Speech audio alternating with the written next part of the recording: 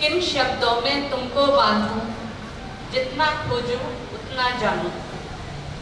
शक्ति स्रोत का तुम भंडार, प्रेम अतुलनीय ममता त्याग। धरती माँ वसुधा भी तुम, पूजनीय जननी भी तुम। रण कौशला अद्वितीय वीरांगना, साहस करुणा और अभिमानना। कोमलता का अद्भुत रूप, संस्कारों का तुम प्रतिरूप। कितने कवियों की कामना, हर नायक की अतुल साधना। ईश प्रकृति की सुंदर रचना, नारी तुम जीवन का गहना। इतना सब कुछ तुम कुदरत से ही पाई हो, फिर भी अपनी अस्मिता की लड़ती रोज लड़ाई हो। क्यों तुम वर्जनाओं में बंधती, शब्दों से नित जाती छलती। हर आशा क्यों मन में मरती, शक्ति स्रोत किससे तू डरती। अंतस का विश्वास जगाओ, अपने सपने स्वयं सजाओ। नव ज्योति का अलख जलाओ, नारी नारी साथ निभाओ। नारी नारी साथ निभाओ। โดยสรุปนะครับว่าเป็นบทกวีที่ให้กำลังใจแก่สตรีว่าเธอจงก้าวหน้าต่อไปให้แสงสว่างให้ปัญญาให้ความรู้ให้ความสำเร็จแก่สังคมนะครับขอบคุณมากครับลำดับต่อไปजी मैं आमंत्रित करता हूँ विनेंद्रा अरोड़ा जी मंच पर आइए आइए अपना विचार और प्रकट कीजिए आइए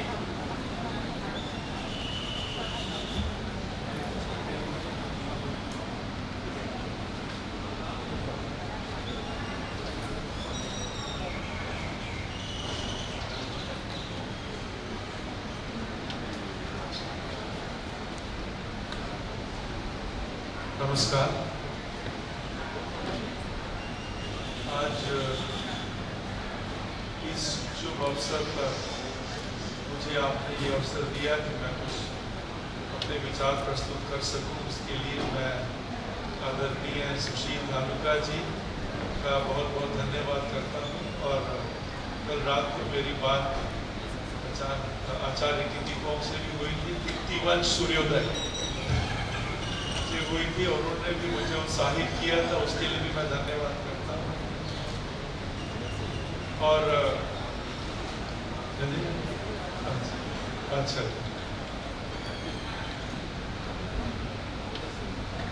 और आज ये शुभ अवसर जिस हिंदी दिवस और उसके अलावा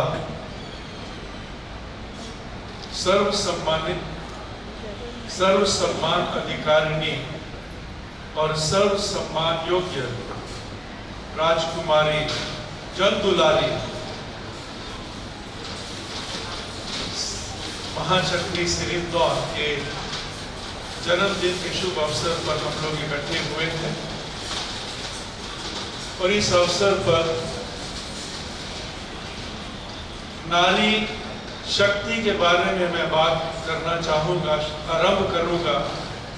प्रथम नारी से। प्रथम नारी हमारी प्रथम माता, जिसका उल्लेख पवित्र शास्त्र बाइबल में है। उनका नाम रखा गया था ईव। और उस वक्त कोई संतान नहीं हुई थी अभी उनकी, सिर्फ वो थी, उनके पति थे और जानवर हर तरह के पशु पक्षी थे। लेकिन उस वक्त उनको नाम ईव दिया गया था, क्योंकि उन्होंने कहा था, उनके पति ने कहा था, ये सब जीवों की माता है। सब जीवों की माता। उस वक्त उनकी अपनी संतान नहीं। इसका मतलब वो पशु पक्षी जो थे उनकी भी माता थी, क्योंकि उन पशु पक्षियों को भी उन्होंने अपनी माता की तरह उनका लालन पालन करना।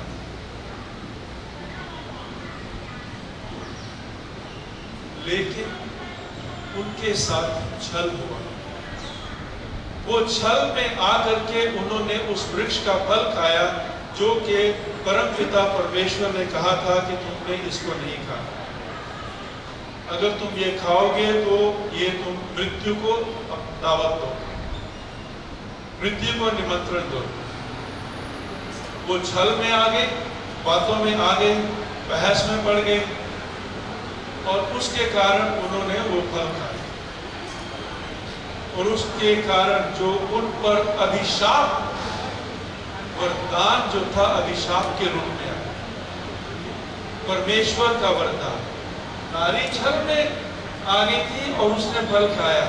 लेकिन पुरुष ने जानबूझ करके आज्ञा का उल्लंघन किया।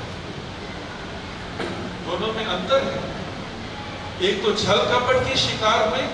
और दूसरा जो है वो जानबूझ करके आज्ञा का उल्लंघन जिन्होंने किया, उनके ऊपर अभिशाप आया। लेकिन नारी की वजह से अभिशाप के रूप में जो वरदान आया, और वो वरदान था कि जैसे उन्होंने सर्प को बोला कि तूने इसको फंसाया है और तेरा बीज जो है इसके बीज की एड़ी को डसेगा। सर्प को बोला था कि तेरा बीज जो है नारी के बीज की एड़ी को डसेगा और नारी का बीज जो है वो तेरे बीज का सर कुचलेगा। अगर पाप में सर्प डसता है तो बचने का अवसर हो सकता है, लेकिन अगर एक बार सर कुचला जाए तो कोई नहीं बच सकता। तो अभिशाप के रूप में जो वरदान नारी को मिला था वो नारी की शक्ति का प्रतीक है। और सबसे शक्तिशाली नारी उस वक्त होती है जब वो एक माता बने। राजा जब अपने सिंहासन में बैठ करके राज्य के निर्णय लेता है, या पुरोहित मंच पर बैठ करके उपदेश देता है, उससे ज्यादा शक्तिशाली नारी होती है, क्योंकि उसका अपनी संतान के मस्तिष्क के ऊपर पूरा अधिकार होता है और उसको संपूर्ण रूप से वो प्रभावित कर सकता है। नारी को कभी कोई भी कमजोर नहीं समझे, क्योंकि 2000 साल पहले सर्प ने नारी के बीच की एड़ी डसी थी जब ईसा मसीह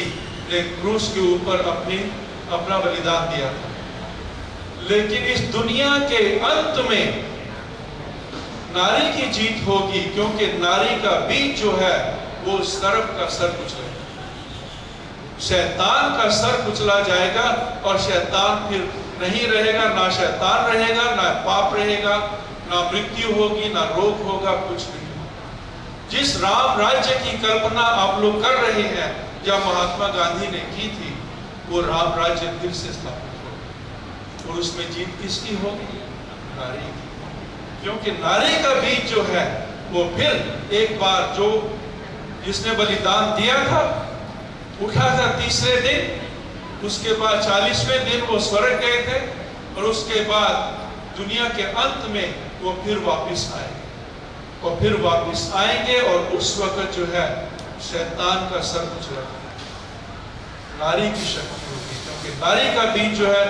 वो शैतान का सर कुचला है। उसके अलावा मैं कुछ और नारियों के आपकी, क्योंकि ये हमारी सभा जो धर्मनिरपेक्ष सभा है, तो इसके लिए मैं आपको उन नारियों के बारे में बता रहा हूँ जिनका उल्लेख पवित्र शास्त्र में है, लेकिन सब जन सामान्य को मालूम नहीं है। एक और नारी हुई, डबोरा नाम था उसका, डबरा। उस वक्त इस्राएल में राजा नहीं हुआ करते थे, क्योंकि परम पिता परमेश्वर खुद उनके राजा थे, स्वयं उनके राजा थे। और उस वक्त परम पिता परमेश्वर के राज्य में इस्राएल में न्यायाधीश हुआ करते थे। और डेबरा नाम की ये नारी जो है 40 साल तक न्यायाधीशा रही और वो भविष्यवक्ता भी थी। 40 साल तक, 4000 साढ़े 3000 साल पहले अगर एक स्त्री ने 40 साल तक राज किया तो वो की कम बात नहीं है नारी शक्ति के बारे में। 3500 साल पहले जब उसका सेनापति एक युद्ध लड़ने के लिए जा रहा था तो उसने बोला था, मैं अकेला सेना के साथ नहीं जाऊंगा, आपको एक राजा की तरह मेरे साथ जाना पड़ेगा। तो उन्होंने उस चेतावनी को स्वीकार किया और उन्होंने उसको बता भी दिया, चेतावनी दे दी। बाद में यही कहना कि नारी की वजह से हमको विजय मिलेगी। विजय तुमको जरूर मिलेगी, लेकिन इसका श्रेय जो है वो एक नारी को जाएगा। उन्होंने ये नहीं कहा था कि मुझे जाएगा, उन्होंने कहा था इसका श्रेय जो है विजय का एक नारी को जाएगा। और क्या हुआ? दुश्मन का राजा जो था उसका नाम था सिसेरा। कई दिनों से वो भूखा प्यासा बिन सोया नहीं था संग्राम की वजह से। वो भागता भागता इनके राज्य में आ घुसा और एक जायल नाम की नारी उसके घर में घुस गया। उसने वहां शरण मांगी तो उस जायल नाम की नारी ने उसको शरण दी। उसने पूछा, मुझे बहुत भूख लगी है, प्यास लगी है। वो बोली, बैठिए आप, मैं लाती हूं। और उसको दूध का एक गिलास पिलाया। वो जैसे ही उसने दूध का गिलास पिया वो मूर्छित हो गया, क्योंकि नींद तो उसको आई नहीं थी, कई दिनों से सोया नहीं था संग्राम की वजह से। और जैसे ही वो सोया, इस जायल नाम की नारी ने एक लंबा सा कील लिया और उसके मस्तिष्क में गाड़ दिया उसको जमीन में। और जब दुश्मन की सेना ने देखा कि उनका राजा जो है वो खत्म हो गया, तो उनकी सेना तितर बितर हो गई, सब बिखर गई और इनको विजय मिली। तो नारी की शक्ति को कोई कम नहीं समझा। और भी ऐसी कई नारियां हैं, लेकिन आज की एक आधुनिक नारी के बारे में आपको बताता हूं। चलो 2000 साल पहले मरियम माता जब थी, उन्होंने ईसा मसीह को जो शिक्षा दी थी उसकी वजह से वो मसीहा बने। मसीहा तो वो पहले ही थे, लेकिन माँ का जो क्या बोलते हैं पार्ट जो है, माँ का जो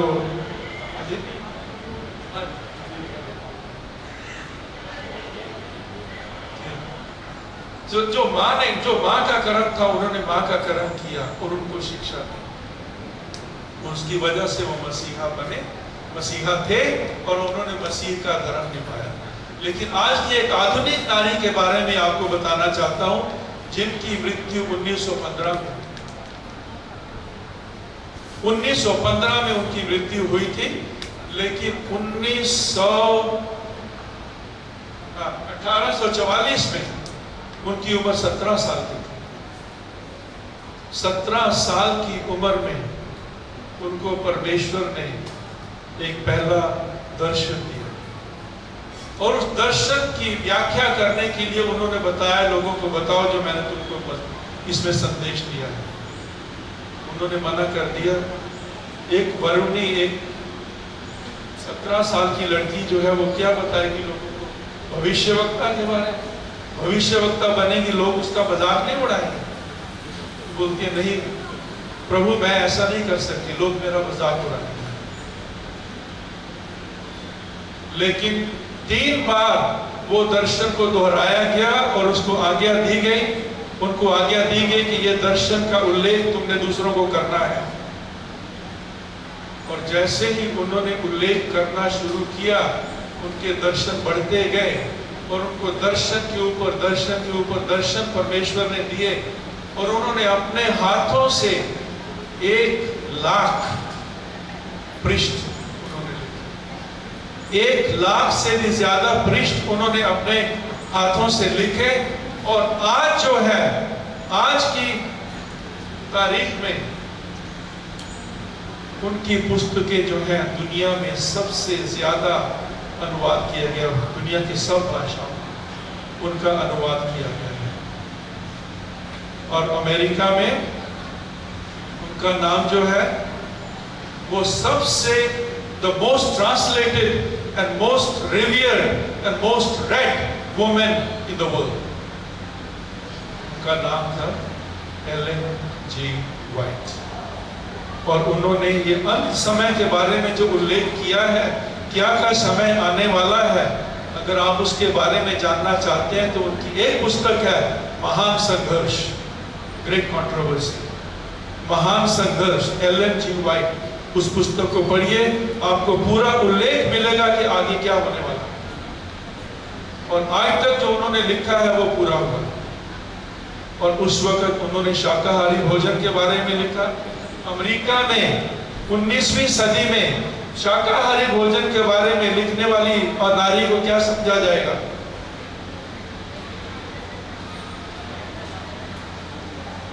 उन्होंने धूम्रपान के खिलाफ लिखा था।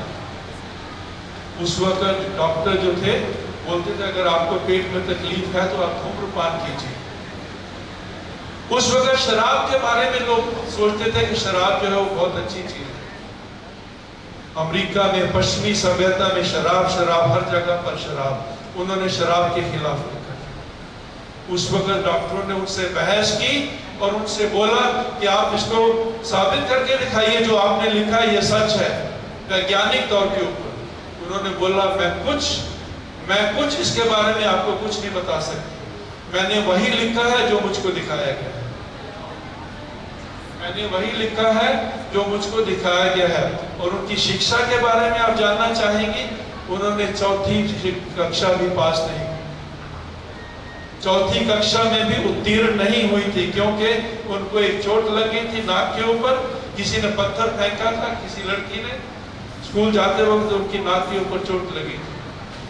लेकिन उसकी वजह से उसके बाद ना तो उनका ध्यान लगा, क्योंकि हर वक्त जैसे किताब पढ़ती थी उनको सिर दर्द हो। तो नारी शक्ति के बारे में मैं इसी में समाप्त करूंगा कि 1 लाख से ज्यादा पृष्ठ उन्होंने लिखे और आज तक जो है डॉक्टर उनका सम्मान करते हैं। आज के जमाने के डॉक्टर वैज्ञानिक कि उन्होंने ये सब चीजें उस वक्त कैसे लिखा, कहाँ से उनको ये ज्ञान प्राप्त हुआ। और ज्ञान देने वाला जो है वो ऊपर वाला है, जो सबको, किसी भी नारी को अपने हाथ में एक औजार की तरह, एक हथियार की तरह उसका उपयोग कर सकता है। नारी की शक्ति, पुरुष की शक्ति, नारी शक्ति देखनी है, पुरुष की शक्ति देखिए, क्योंकि पुरुष को नारी बना, चाहे उसकी माँ हो, चाहे उसकी पत्नी हो, बहन हो या बेटी हो, हर तरह से नारी जो है वो पुरुष का साथ देती है। आपने नारी की शक्ति को देखना है, पुरुष को देखिए, क्योंकि नारी की शक्ति वहां विराजमान है। धन्यवाद। คุณวิเดนราโรราท่านเป็นมาสเตอร์ครับในศาสนาคริสต์นิกายเซเว่นเดย์แอดเวนทิสต์นะครับท่านได้นำเสนอตัวอย่างของสตรีในไบเบิลแล้วก็ในตำนานที่เกี่ยวกับในประวัติศาสตร์ที่เกี่ยวข้องกับทางคริสตศาสนาแล้วก็ในตอนสรุปเนี่ยผมก็กล่าวโดยสรุปเลยนะครับว่าท่านบอกว่าอำนาจของผู้หญิงอำนาจของสตรีเนี่ยมีมากมายนะครับเราดูได้ที่บุรุษนั่นแหละบุรุษจะยิ่งใหญ่มีอำนาจแค่ไหนสุดท้ายใครเป็นคนให้กำเนิดคุณออกมาล่ะก็คือสตรีนั่นเองและอำนาจของสตรีนั้นยิ่งใหญ่สิ่งที่สร้างให้บุรุษนั้นมีอำนาจที่ยิ่งใหญ่กันแต่ก่อนรายละเอียดก่อนหน้านี้คือท่านยกตัวอย่างจากไบเบิลแล้วก็ในประวัติศาสตร์ซึ่งก็ขออนุญาตข้ามไปเพราะว่าจะมีรายละเอียดมากลำดับต่อไปขอเรียนเชิญอาจารย์ราชมัตตาซึ่งท่านเป็นเลขานุการอาสมวัฒนธรรมไทยรถนะครับได้แสดงบทบาทของท่านครับMenteri Keuangan Rashmata ji अपनी कविता प्रस्तुत कीजिए।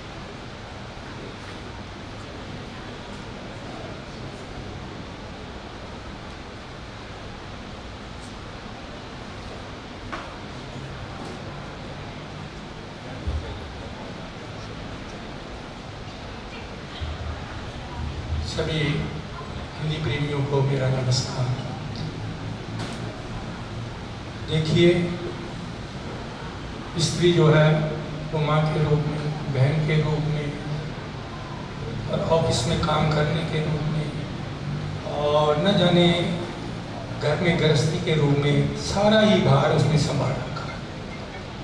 जितना जहाँ भी आप, पहले तो भारत में स्त्रियाँ बहुत कम काम करती थी, आजकल नई पढ़ी लिखी जो पीढ़ी आ रही है उसमें वो भी अपने कामों में ज़्यादा ध्यान दे रही हैं, कर रही हैं। लेकिन थाईलैंड में तो जहाँ पर बच्चे होते हैं, लड़की हो या लड़का,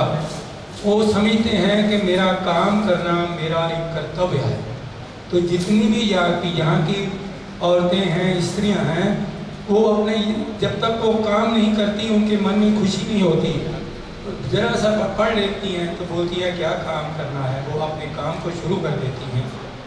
यहाँ तक कुछ छोटी पढ़ी लिखी हैं, वो किसी घर में काम करती हैं या फैक्ट्री में काम करती हैं, अपने लोग बोलती है काम हमको ज़रूर करना है। तो इसीलिए आज आप थाईलैंड में देखेंगे, जहाँ कहीं भी जाएंगे, ऑफिसों में ज़्यादातर स्त्रियों का ही काम कर रही हैं आपको नज़र मिलेगी और बड़ी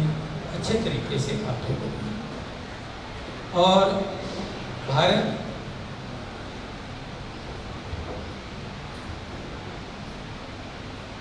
देश की देवियों का एक इतिहास निराला है। सूर्य व चांद में भी इन्हीं का उजाला है। ईश्वर भी राजा भी पुत्र बनकर आंगन में इनके खेला। दशमेश और शिव को भी गोद में पाला है। कर्तव्य पालने में मर्दों से नहीं आगे। घर में ये घर की देवी और रंग में ज्वाला है। जिन मेहंदी के हाथों श्रृंगार किया अपना, उन हाथों ने समा पर खंडा ही संभाला।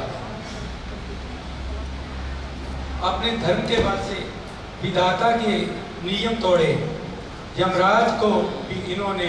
सोचने में डाला है। यहाँ देवियाँ हुई तो ऐसी जिनका सानी नहीं जमाने में, भक्ति शक्ति दोनों में ही मर्दों को पीछे छोड़ दिया। भारत की देवियों का इतिहास निराला। वो तो 2-3 मिनट के नहीं है, क्योंकि वक्त बहुत हो। देखिए, भारत में भी बहुत सी वीरांगनाएं हुई हैं और थाईलैंड में भी, क्योंकि समय थोड़ा है। सिर्फ थाईलैंड की वीरांगनाओं में बताते हुए बाकी उनका मैं नाम ही लूँगा, उसमें बात विषय में नहीं दूँ। थाईलैंड में वीरांगनाओं ने भी पुरुषों के बराबर बल्कि बढ़कर ऐसे कारनामे किए जिन पर थाईलैंड नाज करता है। रानी चामदेवी, क्वीन चामदेवी की कहानी लाना युग की है। आप बुद्धिस्ट लुबरी के रूलर की बेटी थी। आपको उत्तर में हरिफून छाई प्रोविंस, जो कि अब लम्फून में है, राज्य करने के लिए प्रार्थना की गई। आपने हरिफून छाई में पहुंचकर अपना राज्य कायम कर लिया। रानी चामदेवी अपनी बहुत सुंदरता के लिए मशहूर थी।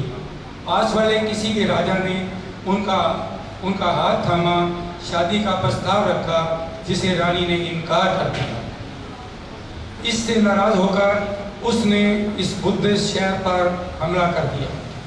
रानी चामदेवी सुंदर होने के साथ भी एक अच्छी योद्धा भी थी। उन्होंने होने के साथ साथ एक अच्छी योद्धा भी थी। उन्होंने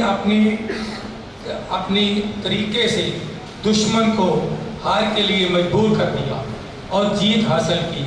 लम्फून के इलाके के लोग रानी की बहुत इज्जत मान करते हैं, क्योंकि रानी ने लड़ाई में अपनी शूरता दिखाई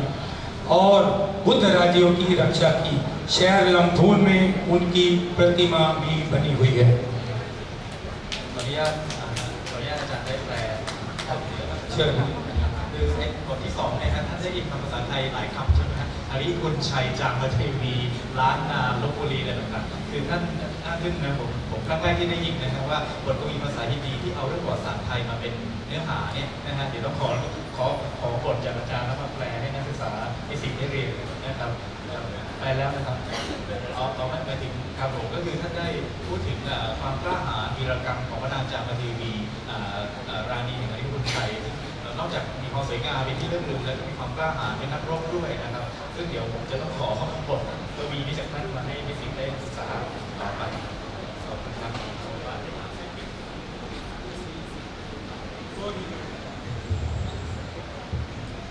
दूसरी है कि क्वीन सुयोथाई, जो अयोध्या राजा चकाफेट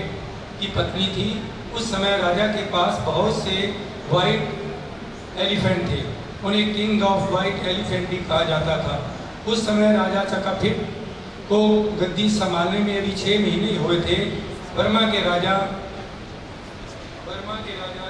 ने अयोध्या के राजा की ताकत और हौसले को आजमाना चाहा था और उन्होंने थाईलैंड से कुछ वाइट हाथी मांगे, जिसे उन्होंने नहीं दिए, इनकार कर दिया। इससे बर्मा के राजा नाराज हो गए और लड़ाई शुरू हो गई। राजा चकापिट की पत्नी रानी सूर्यथाई ने मर्दों जैसे कपड़े पहनकर अपने पति के साथ हाथी पर बैठकर लड़ाई करने लगी। जैसे ही उनके पति की जान को खतरा हुआ, रानी ने अपना हाथ दोनों के दरमियान खड़ा कर दिया, अपना हाथी दोनों के दरमियान खड़ा कर दिया और इस लड़ाई में ऊपर से नीचे तक उनका शरीर कट गया। बर्मा के राजा को एक औरत को मारने के लिए शर्म आई और वापस चले गए। ये पहला मौका था कि किसी थाईलैंड की किसी रानी ने लड़ाई में भाग लिया हो। आज भी वह थाईलैंड उनके इतिहास में बहुत वीरांगनाओं का नाम लिया जाता है। उनकी बहादुरी के लिए और अपने पति की रक्षा के लिए उन्होंने ये कार्य किया। तीसरी थाओ थेप कसत्री और थाओ सीसुनथोन ये नारी थी। जब बंगकोक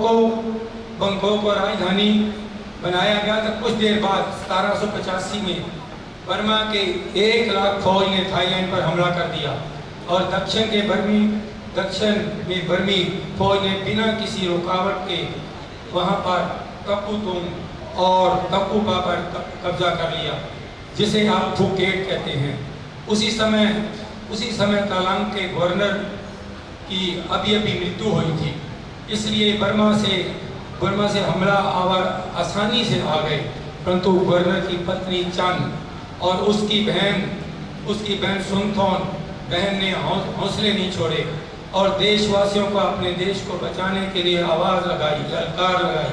और औरतों को मर्दों की तरह कपड़े पहनने के लिए मजबूर कर दिया और रिक्वेस्ट करी कि सभी लोग आप मर्दों के कपड़े पहनो। सभी ने उनका हुक्म माना और कहा सब जगह शोर मचाओ, मार्च करो, जिससे कि दुश्मन समझे कि हम भी बहुत तादाद में हैं। और बर्मी फौज इसीलिए बर्मी फौज डर गई और मैदान में फौजी फौज हार गई। बैंकॉक से नावल फौज ने भी उन्हें भगा दिया। उनकी बहादुरी के लिए किंग रामा फर्स्ट ने रॉयल टाइटल्स उनको रॉयल चार्जेस थेप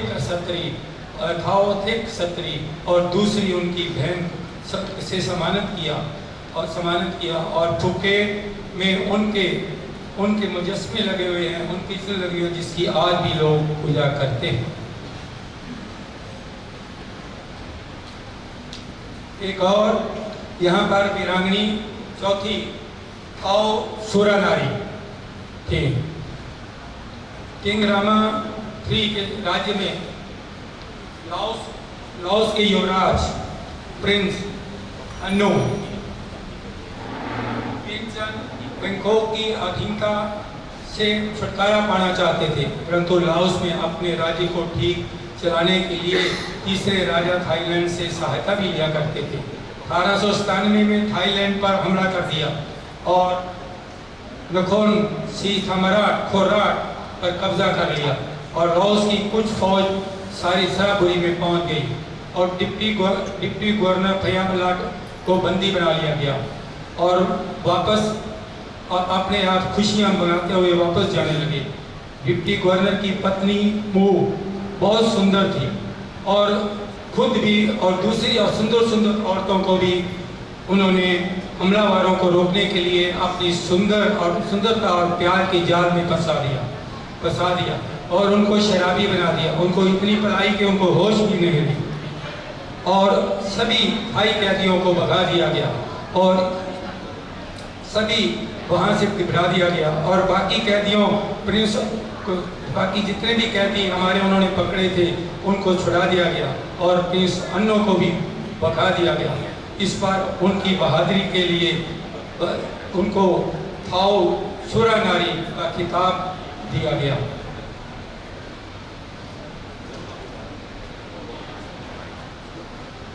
वहाँ पर सभी लोग उनका बहुत ही मान आदर करते हैं और उनकी वहाँ पर स्टैट्यू भी लगा हुआ है, उनकी पूजा भी करते हैं और हर 10 अप्रैल को वहाँ पर मेला भी लगता है। ये थी 4 वीरांगनाएं थाईलैंड की। जिन्होंने अपना जीवन सबके देश के लिए लगा दिया। वक्त बहुत हो गया है, बाकी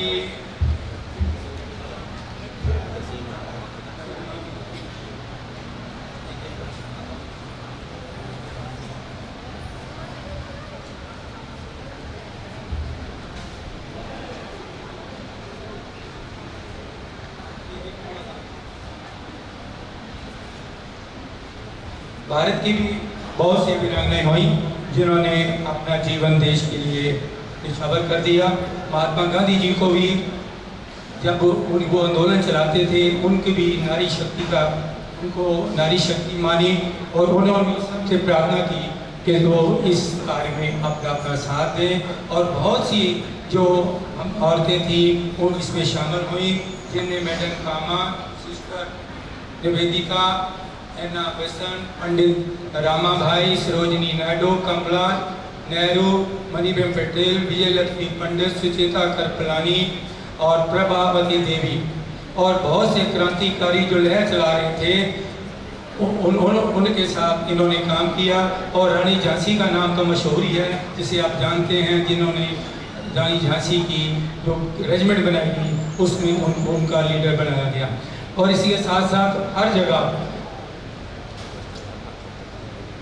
सब उन्होंने अपना सुख दुख छोड़कर वहाँ पर अपनी खुशी को छोड़कर उसमें शामिल हुए। इनके नाम आप जानते हैं, बहुत ही क्रांति, अगर मैं नाम लूँ तो ये 1 घंटा लग जाएगा। इन्हीं शब्दों के साथ मैं आप सबका ขอบพระคุณอาจารย์ราชมัตตามากครับท่านได้นำเรื่องราวประวัติศาสตร์ไทยนะวีรสตรีที่สำคัญที่คนไทยรู้จักอยู่แล้วพระสุรนารีเอาเทียบกับสตรีเท้าศรีสุนทรพระนางจามเทวีแล้วก็มีเท้าสุริโยไทยนะฮะได้แปลเป็นภาษาฮินดีแล้วก็เล่าให้กับชาวอินเดียที่ท่านเข้าใจได้ด้วยภาษาฮินดีนะครับแต่เราก็รู้จักเรื่องนี้อยู่แล้วผมคงไม่ต้องแปลนะครับที่ท่านนำมาถ่ายทอดเป็นภาษาฮินดีให้ฟังขอบพระคุณอาจารย์ครับได้เป็นเชื่อมสะพานวัฒนธรรมสองชาติขอบพระคุณครับนั้นครับनारायण जी प्लीज अपनी कविता और दोषों के लिए व्यक्त कीजिए।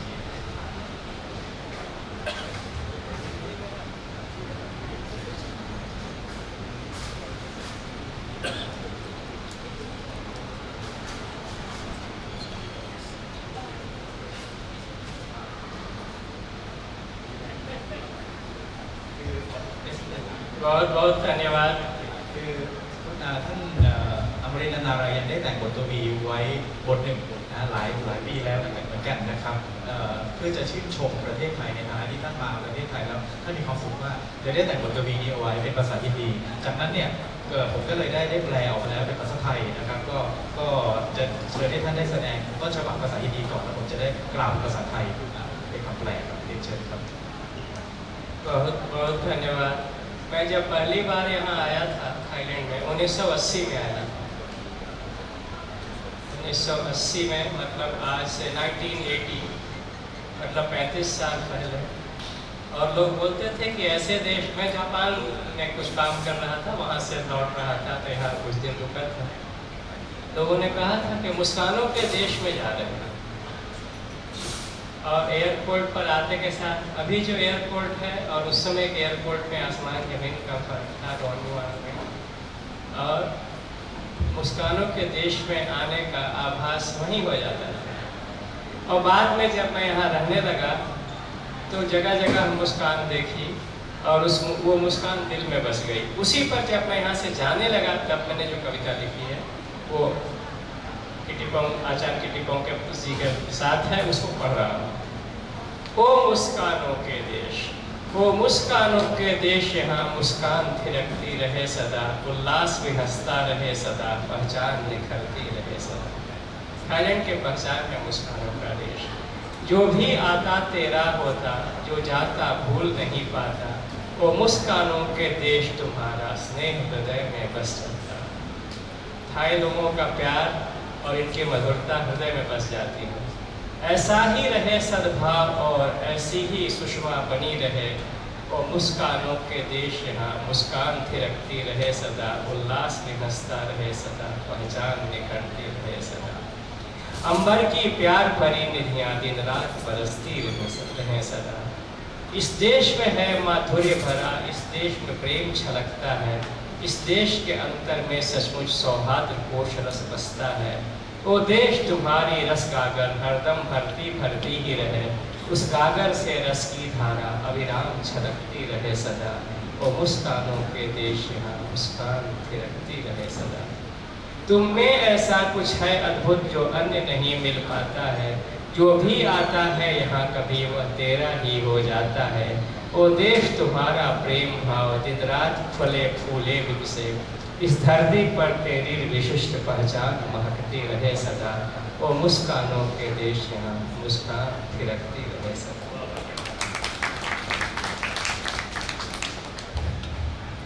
ก็ท่าน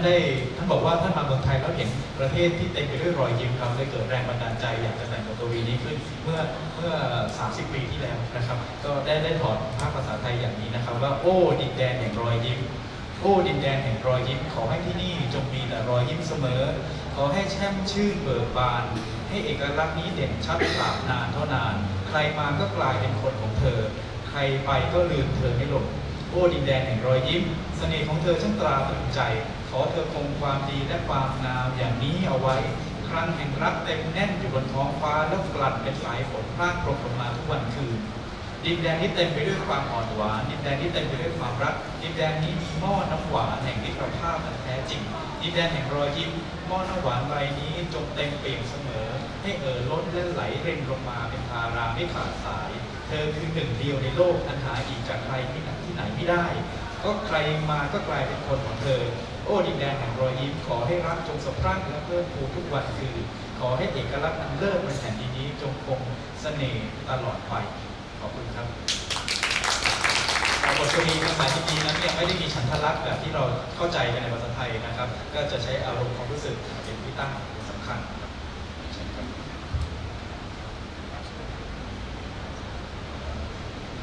โอเคก็คือในบทกวีสุดท้ายนี้นะครับก็คือเรียนเชิญคุณสุชินธานุกาประธานชมรมไทยแลนด์ฮินดีบริษัทได้แสดงบทกวีของท่านครับที่ประเทศแต่ว่าวันนี้ क्योंकि आज नारी शक्ति है उसमें लाइनें लिखी हैं नारी तुम शक्ति हो शक्ति तो है नारी तुम शक्ति हो तुम ही चेतना हो धरा जहाँ जन्म होता है नारी और धरा दोनों ही सृष्टि का निर्माण करती हैं नारी तुम शक्ति हो तुम ही चेतना हो धरा हो विश्वास हो प्रेरणा तो हो और प्रेम करुणा की मूर्त हो हृदय में वास करती धड़कन हो आंख में बसा आंसू हो नारी आंसू है आंख में बसा आंसू हो शाम की दिशा हो तुम प्राची की उषा हो तुम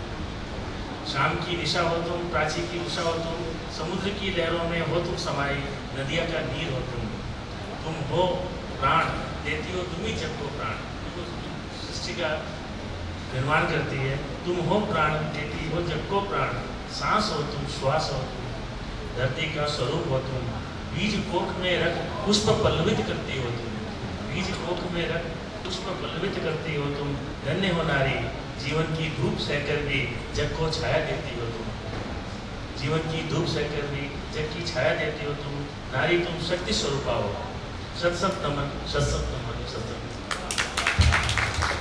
บทกวีที่ไพเราะมากแต่ผมแปลไม่ทันเลยครับท่านแต่งได้สำหรับสรวยจะขอโอกาสมาแปลแล้วเป็นภาษาไทยฝั่งไทยหลังนะครับโดยสรุปก็คือว่าชื่นชมและสรรเสริญในพลังของสตรีนะผู้ที่ให้พลังแก่โลกขอแสดงความคารวะแด่สตรีนะครับก็คิดว่าในงานฮินดีโกชินะจุฬาลงกรณ์เป็นครั้งแรกเรียกว่าเป็น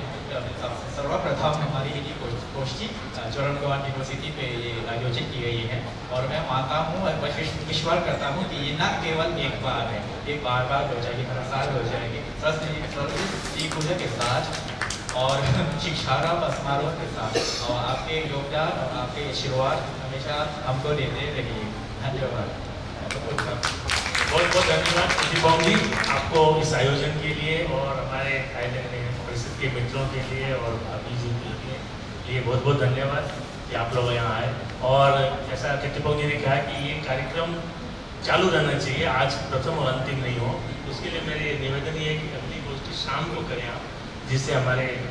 सदस्य जाए आ सकें तो ये ऑफिस का समय होता है तो वो लोग आ नहीं पाते तो अगर चुनाव में निश्चित जरूर करेंगे गोष्ठी। आप शाम की समय रखें, हम जरूर आएंगे। और ये हमारे सौभाग्य है कि हमारे साथ छात्र आपके छात्र छात्राएँ भी हैं। बहुत अच्छा लगा, उन्होंने भजन गाया और बहुत बहुत धन्यवाद। और सबका बहुत बहुत धन्यवाद, आप लोग सब आए। और अगली गोष्ठी अब हम अक्टूबर में करेंगे। नारायण जी आगे हैं तो कोई सौभाग्य हमारा इनके आने से हम गोष्ठी में गतिविधि हमारी बढ़ जाएगी, ऐसी हमारी आशा है। बहुत बहुत धन्यवाद। बहुत बहुत धन्यवाद। ลำดับต่อไปวันที่ 2 ตุลาคมนะครับที่อาสมวัฒนธรรมไทยพารถถนนราชดำเนินมีงานเฉลิมฉลองวันเกิดมหาธรรมการทีหรือว่าทานทีเชียนตีเริ่มเมื่อ 5 โมงเย็นนะครับ5 โมงเย็น2 ตุลาคม 5 โมงเย็นถึง 2 ทุ่มดร.อนุพงษ์ชุมสายมาแสดงประกาศพิเศษแล้วก็แอมบาสเดอร์ท่านเอกอัครราชทูตอินเดียประจำประเทศไทยมาเป็นประธานนะครับก็ขอเรียนเชิญทุกท่านอาจารย์ราชมัตตาฝากเรียนเชิญนะครับด้วยความต้อนรับทุกคนครับลำดับต่อไปก็ต้องขอเชิญพิธีกรครับอาจารย์ณชุมพลดำเนินรายงานต่อไปเรียนเชิญครับ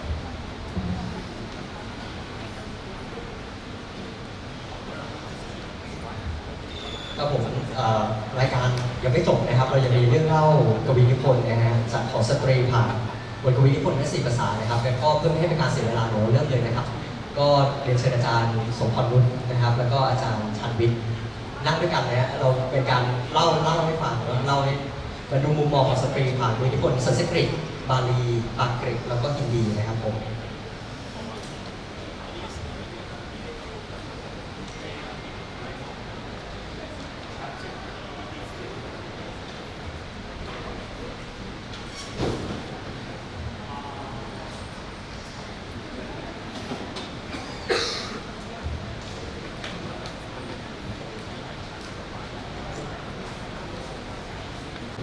ขออนุญาตเริ่มก่อนเลยนะเพราะว่าเดี๋ยวจะเลทไปมากกว่านี้